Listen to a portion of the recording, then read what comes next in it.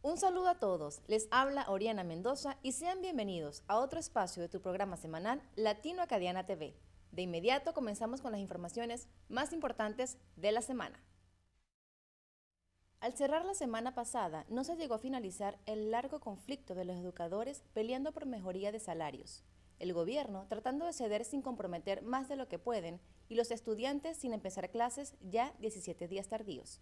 El viernes 28 de marzo, el gobierno ofreció lo que proclamaron como una oferta mejoradora y superadora, esperando que los gremios acepten y los niños puedan empezar clases lo más pronto posible. En otra noticia, tenemos que enfrentando el gobierno argentino para incrementos salariales que compensen la inflación del 30% en el 2013, que se espera que siga subiendo, anunciaron el miércoles 26 de marzo un paro total y nacional para el día 10 de abril. Pretenden tener huelga de 24 horas, pero sin manifestaciones. Este ha sido convocado por los sectores más combatidos de la Confederación General de los Trabajadores, que incluyen varios sectores de transporte y hasta los aeroportuarios, entre otros. Finalmente, el 2 de abril del 2013, el diluvio que azotó el área de Buenos Aires a eso de las 10 de la noche, hora local, grabó números históricos en destrucción y pérdidas. El área más afectada fue la ciudad La Plata, el cual vivían muchos indocumentados. El pasado 25 de marzo, la justicia argentina determinó que 89 personas perdieron la vida en las inundaciones, corrigiendo el número de 52 dado el año pasado. Desde el 1884, las naciones de Chile y Bolivia han debatido el tema de Bolivia tener acceso marítimo como causa mayor de conflictos entre estas, debido a culminar con el Tratado de 1904, donde Chile concede libre tránsito de mercaderías sin cobro de aduanas ni restricciones. Hoy en día, el tema está en una demanda por Bolivia en la Corte Internacional de Justicia. Bolivia espera que el nuevo gobierno de Michelle Bachelet Chile le haga una propuesta sobre su pedido de un acceso marítimo. El presidente boliviano Evo Morales afirmó si un dictador como Pinochet propuso una salida para el mar de Bolivia en los años 70, esperamos que el gobierno democrático socialista pueda hacer realidad este derecho en pleno siglo XXI. El martes 25 de marzo, el gobierno chileno anunció que determinó suspender 3 iniciativas de la administración de Sebastián Piñera: la Superintendencia de Educación Superior, el Sistema de Acreditación de Universidades y el nuevo modelo de financiamiento estudiantil, dando como razones que contradicen los principios y pilares de la reforma educacional, que establecen estándares regulatorios insuficientes y que están concebidos bajo visión de la educación como un bien de consumo. Jaime Gabardo, presidente del Colegio de Profesores de Chile, también se refirió a la prensa apoyando la decisión de Michelle Bachelet. En su segundo consejo de gabinete, la nueva presidenta de Chile, Michelle Bachelet, de las primeras instrucciones que entregó a todos sus ministros fue reforzar el despliegue en terreno no solo en Santiago, sino que también a nivel regional, y activar su agenda comunicacional, teniendo como siempre un eje las 50 medidas para los primeros 100 días de su gobierno. El jueves 27 de marzo dijo a la prensa acerca del Consejo del Gabinete el vocero de la Moneda Álvaro Elizalde: la presidenta ha instruido que los ministros se desplieguen en regiones y refuercen su actividad en el legislativo. Además, Bachelet hizo hincapié en generar ideas fuerza que permitan explicarle a la ciudadanía los alcances concretos del cambio tributario y en especial explicitar cómo los beneficiará. El presidente de Colombia, Juan Manuel Santos, anunció el pasado martes 25 de marzo 4 frentes de trabajo para Bogotá en los sectores de seguridad, movilidad, vivienda y salud, los más graves que afectan a la ciudad, cuyo alcalde fue destituido oficialmente la semana anterior, mientras que el destituido Gustavo Petro vuelve a las calles para luchar por su futuro político y cree que todavía puede ser rescatado por la justicia internacional. La canciller colombiana María Ángela Holguín informó el viernes 28 de marzo que el gobierno de Estados Unidos le planteó a Colombia la posibilidad de acoger presos en la base militar estadounidense de Guantánamo. Como les hemos estado reportando en Latino Acadiana TV, Estados Unidos ha conservado este tema con otros países de la región, incluyendo Uruguay. En cuanto a Colombia, Holguín informó que le dijimos que íbamos a pensar, a mirar, a estudiar el tema y cuando lo decidiéramos, pues ellos nos darán más detalles. El martes 25 de marzo se confirmó que legisladores electos de 7 partidos políticos diferentes se han unido con la finalidad de luchar contra cualquier proyecto que pretenda legalizar el aborto en Costa Rica. El legislador Carlos Avendaño dijo que actualmente hay una iniciativa número 16.887 en la legislativa actual para legalizar el aborto, la cual sería autoría de Ana Elena Chacón, aspirante a la vicepresidencia por el partido Acción Ciudadana. En contra de este, se unió el grupo de diputados llamados Provida. El cuarto Congreso Latinoamericano y del Caribe titulado Tabaco o Salud se reunió en Costa Rica con más de 80 expositores nacionales e internacionales, buscando discutir los temas del uso de productos de tabaco, sus efectos a la salud y los nuevos sustitutos electrónicos, entre otros temas. Durante 3 días, médicos, abogados, comunicadores, enfermeros, psicólogos y trabajadores sociales tomaron la palabra expresando que este congreso ya se había realizado en México, Brasil y Perú. Para Costa Rica es muy importante ser sede porque puede aprovecharse para ahondar en muchos temas, señaló César Gamboa, viceministro de Salud.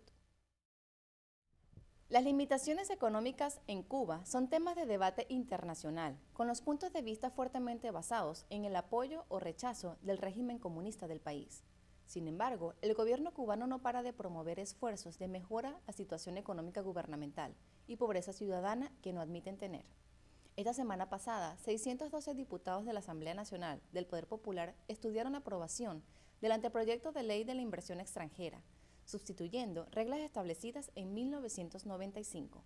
La nueva ley de la inversión extranjera propone más flexibilidad aduanal, garantías a los inversionistas en la economía nacional y agilidad en cuanto a la documentación para contrataciones.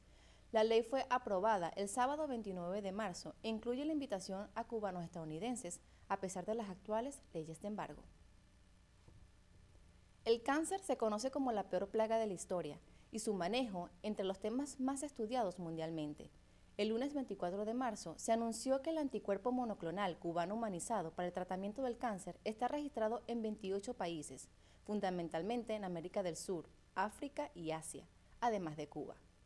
Cuba, contando con la validación de los líderes a nivel mundial en la conducción y desarrollo de investigaciones, presentó los resultados de ensayos clínicos de este producto y tratamiento en el 8º Encuentro Científico Global de dicho anticuerpo monoclonal cubano.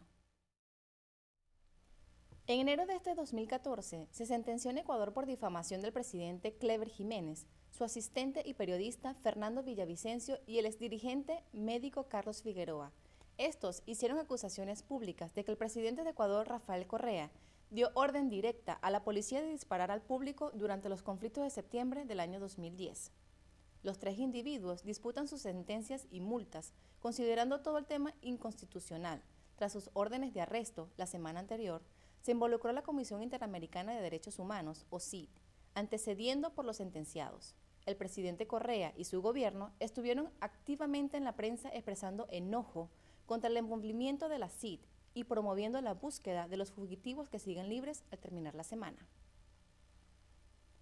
El volcán Reventador, en la Amazonia de Ecuador, registró bastante actividad el pasado martes 25 de marzo.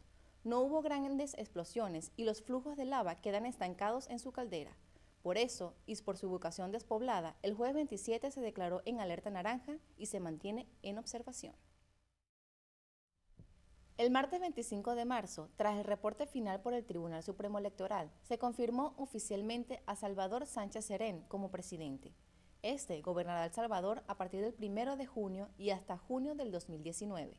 La confirmación vino con las felicitaciones oficiales de varias naciones, destacándose las de Estados Unidos y España, quienes, aparte de felicitar al exguerrillero, estresaron al Consejo de manejar las acciones legales pendientes al tema, de manera pacífica y por diálogo.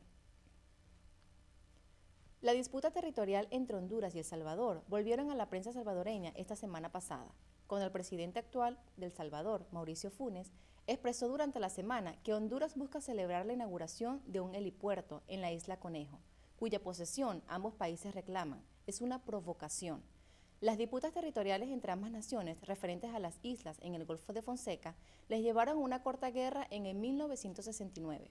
Los problemas culminaron con la asignación del terreno por la Corte Internacional de Justicia, cual fue acordada por ambos países. La isla Conejo no está en el acuerdo. El jueves 27 de marzo, Funes envió una carta al presidente hondureño, Juan Orlando Hernández, exigiendo la desocupación inmediata de la isla Conejo. Hernández respondió vía Facebook que la isla es 100% hondureña y señaló la presencia militar para defenderla. Se espera que esto termine en una resolución pasiva, ya sea con el actual presidente Funes o su reemplazante Sánchez Serén. La Comunidad Autónoma de Cataluña, en España, cual tiene como capital la ciudad de Barcelona, busca ser soberana e independiente desde enero del 2013. El Tribunal Constitucional de España concluyó el martes 25 de marzo, por unanimidad, que la declaración de soberanía por el Parlamento catalán, cual proclamaba al pueblo como sujeto político y jurídico soberano, es ilegal. El tribunal también afirmó unánimemente que el Parlamento catalán mantiene el derecho a decidir por su gente y forjar las leyes de conveniencia a estos, siempre y cuando no se viole la Constitución española. Catalán es considerada como una nacionalidad histórica y su economía es una de las más importantes para España, generando casi una quinta parte del Producto Interno Bruto español. El presidente del Estado catalán continúa con planes de llevar el tema al Congreso de Diputados del 8 de abril y continúa trabajando con el presidente del gobierno español por esta meta. El martes 25 de marzo, un incendio devoró al menos 500 locales comerciales del mercado La Terminal, el mayor y más importante de la capital guatemalteca, ubicado al sur del centro histórico de la ciudad. Al final de la semana, todavía no se sabe la causa del incendio y la totalidad de los daños varía entre los reporteros. Entendemos que el número de negocios perdidos está entre 500 y más de 1.200, aunque se conoce que algunos pasan la noche en sus locales. Después del cierre, no hubo fatalidades y solo 10 personas recibieron atención médica. Los bomberos reportaron que la falta de agua y los que rehusaban abandonar sus negocios les prevenía vencer las llamas más rápido. Además, los bomberos explicaron que el fuego se esparció con tanta rapidez porque muchos comercios son informales y están hechos de madera y plástico. Los comerciantes esperan ayuda estatal, pero es muy temprano para dar respuestas sin tener idea concreta de las pérdidas.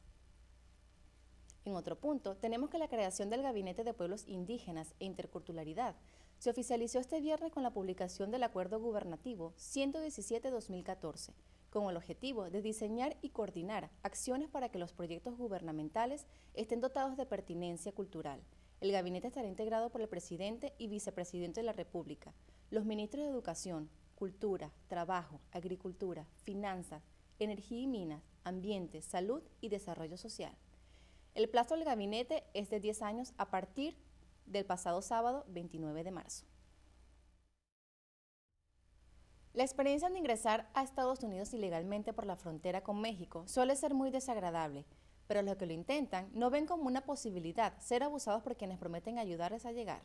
El informe oficial del lunes 24 de marzo redactó que 115 personas, quienes mayormente originaban de Honduras, El Salvador, Guatemala y México, fueron retenidas y maltratadas en una pequeña casa en Houston, Texas. Sus captores buscaban extorsionar más dinero para terminar de ingresarlos a Estados Unidos.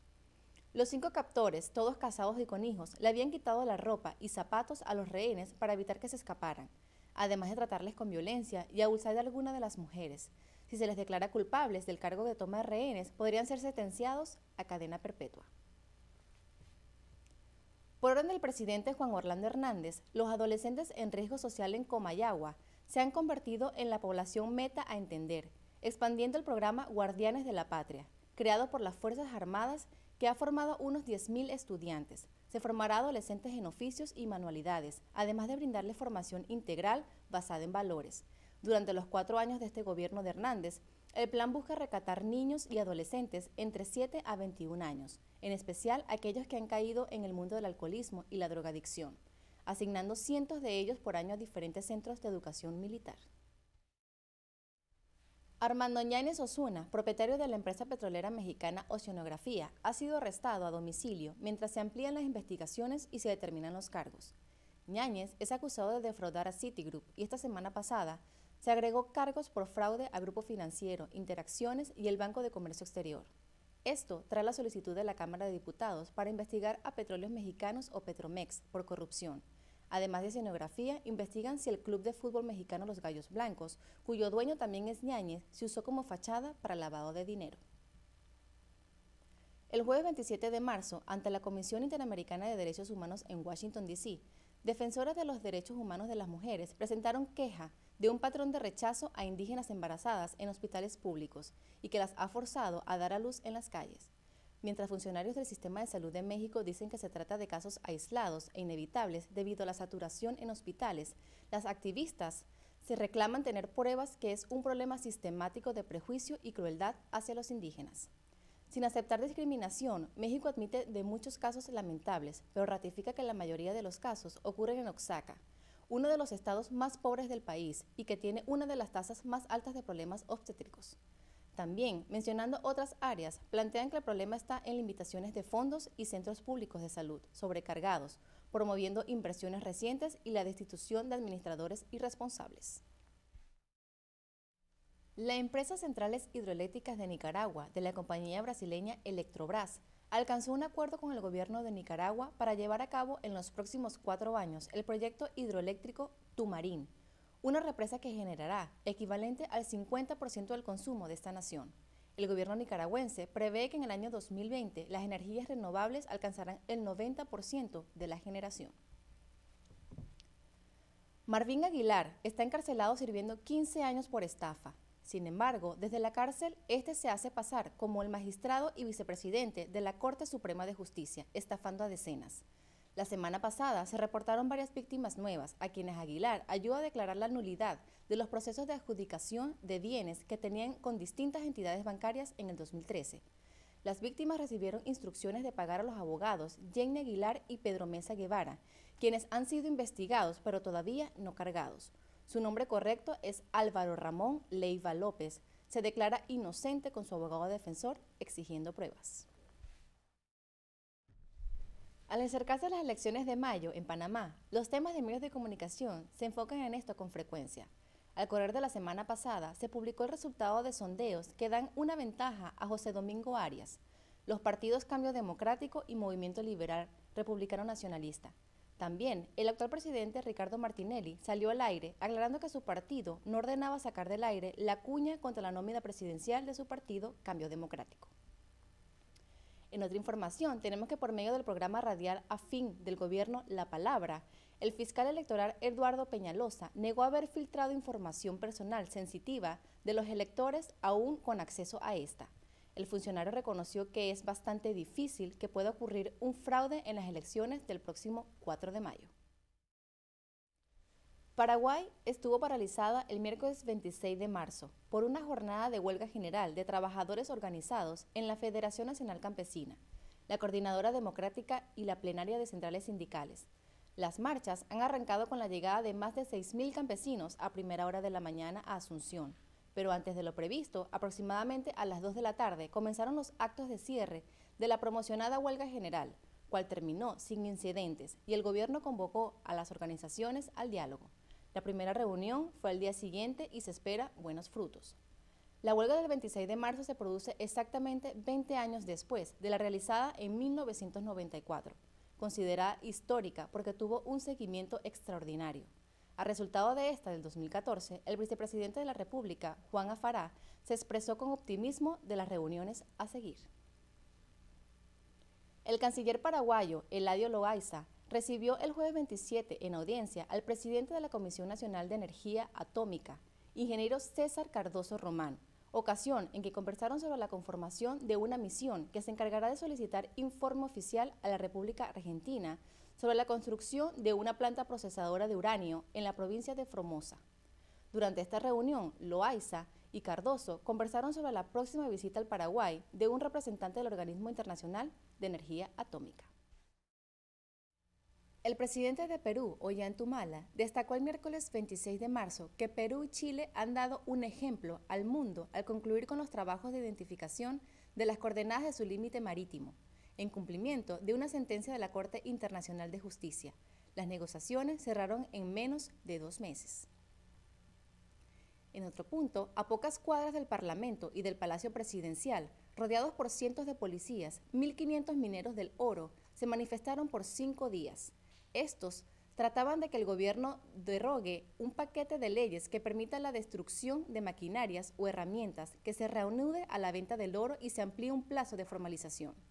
Según el gobierno, desde diciembre se detuvo la exportación de oro de origen desconocido y han destruido con explosivos maquinarias unas 13 plantas ilegales de tratamiento valoradas en $30 millones. El proyecto del Senado 884 es una medida que busca eximir del pago de arbitrios al entrar en Puerto Rico a todo vehículo impulsado mayormente por la electricidad como una medida para reducir el impacto ambiental. El beneficio aplicaría tanto en los automóviles híbridos y los plug-ins, que combinan un motor convencional de combustible con un motor eléctrico de energía regenerable, y para los autos que solo operan con electricidad. El Departamento de Hacienda apoyó el proyecto de ley el martes 25 de marzo al entender que no tendrá ningún impacto inmediato en el fisco. En otro punto, tenemos que el miércoles 26 de marzo les tomó 2 horas y media de vista ante los jueces del Tribunal Supremo a los líderes magisteriales. Estos salieron señalando que están confiados en que ese alto foro declare inconstitucional la ley que les redujo las pensiones a los educadores. El juez Martínez Torres reportó que si no pasa nada es porque la Asamblea Legislativa no quiso que pasara nada, que la legislatura siempre tendrá responsabilidad sobre el asunto. El fin no se puede justificar los medios. Aquí no hay una discusión de si el sistema tiene que ser reformado, es si el método utilizado es razonable, afirmó el magistrado. En el conflicto de República Dominicana, resolver la migración de haitianos y la naturalización de sus descendientes, se denunció el lunes 24 de marzo que la desprotección jurídica de cientos de miles de dominicanos ha aumentado, ya que los descendientes de indocumentados pierden su reconocimiento de ciudadanía y los derechos atados. Las organizaciones internacionales se preocupan calculando que esto dejará apatriadas a unas 250.000 personas, y hay quienes expresan la opinión que la desnacionalización es un delito. El tema alcanza una nueva audiencia por el caso de Juliana Deguis, a quien las autoridades migratorias dominicanas impidieron abordar un avión sin documentos, cuando se disponía a denunciar su caso ante la Comisión Interamericana de Derechos Humanos. Deguis pretendía viajar con tan solo la visa estadounidense en un papel, bajo las nuevas medidas de septiembre del 2007. Ella no califica para recibir documentos identificándola como dominicana. El presidente Medina dijo que las autoridades de migración de la República Dominicana actuaron correctamente y de acuerdo a las leyes al no dejar salir del país a la señora Juliana Deguis porque no poseía la documentación requerida. El gobierno de Uruguay busca exigir medidas ambientales basadas en el año pasado. El presidente José Mujica le preocupa el día después, ya que el plan ofrecido por Aratiri tomará unos 80 años el cumplirse. La Dirección Nacional de Medio Ambiente aguarda la respuesta de la empresa con un plan de cierre adecuado, a lo que establece la Ley de Minería de Gran Porte. Les habíamos informado que Uruguay considera recibir 5 presos de Guantánamo. Esto fue corregido esta semana pasada con la información de ser 6. El Miami Herald había revelado algunas características de los presos que vendrían a Uruguay, pero el ministro de Interior, Eduardo Bonomi, no quiso confirmar la identidad de los que llegarán. A todo esto, Estados Unidos sigue buscando otras opciones, mientras el presidente José Mujica dijo el lunes 24 que esos ciudadanos pueden contraer un compromiso manifiesto con Estados Unidos, pero estando acá, en Uruguay, se va a tener a las condiciones de un exilio que consideramos un refugio desde el punto de vista de los hechos. Si esos ciudadanos quisieran irse, Uruguay no lo va a impedir de ninguna manera. La administración de Obama pretende que los reclusos de Guantánamo permanezcan al menos 2 años en Uruguay. Una sala de la Corte de Apelaciones del Circuito Judicial Penal de Caracas le negó la libertad al líder opositor venezolano Leopoldo López, detenido hace más de un mes por supuesta responsabilidad en la violencia política sucedida el 12 de febrero, tras una jornada de movilizaciones antigubernamentales. Según fuentes del Voluntad Popular, el partido de López, los abogados del líder opositor, exigían la anulación de la audiencia de presentación de su defendido, que no fue realizada en los tribunales, sino en la cárcel militar cercana a Caracas, en la que está recluido desde entonces. La diputada venezolana de oposición, María Corina Machado, dijo a través de su cuenta de Twitter que regresó a Venezuela 2 días después de que el presidente de la Asamblea Nacional, Diosdado Cabello, anunciara que había perdido su puesto como diputada y, por tanto, su inmunidad parlamentaria.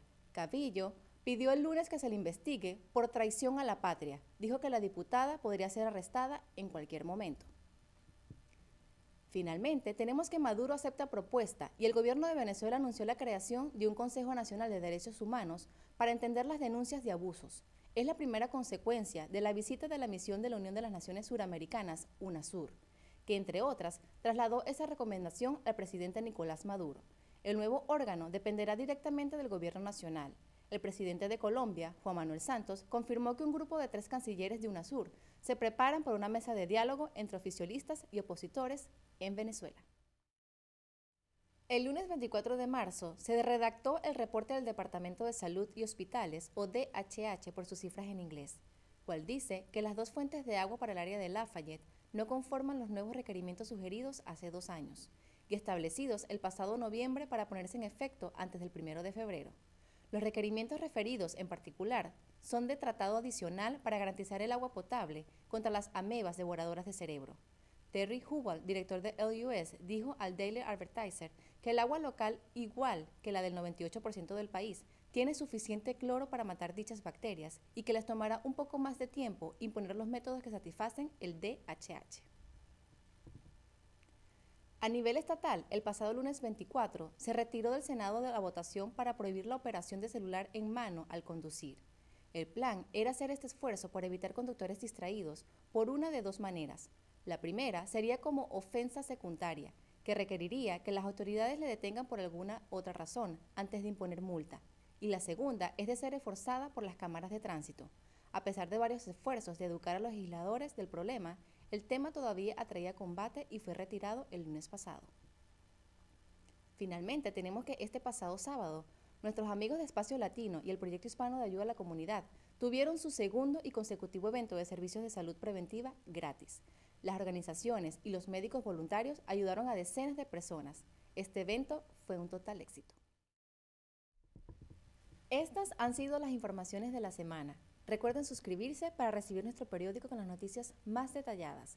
Visítenos en Facebook y allí encontrarán la información de cómo suscribirse. Y para ver este episodio y los anteriores pueden encontrarlos en YouTube. Soy Oriana Mendoza y me despido de ustedes hasta la próxima semana.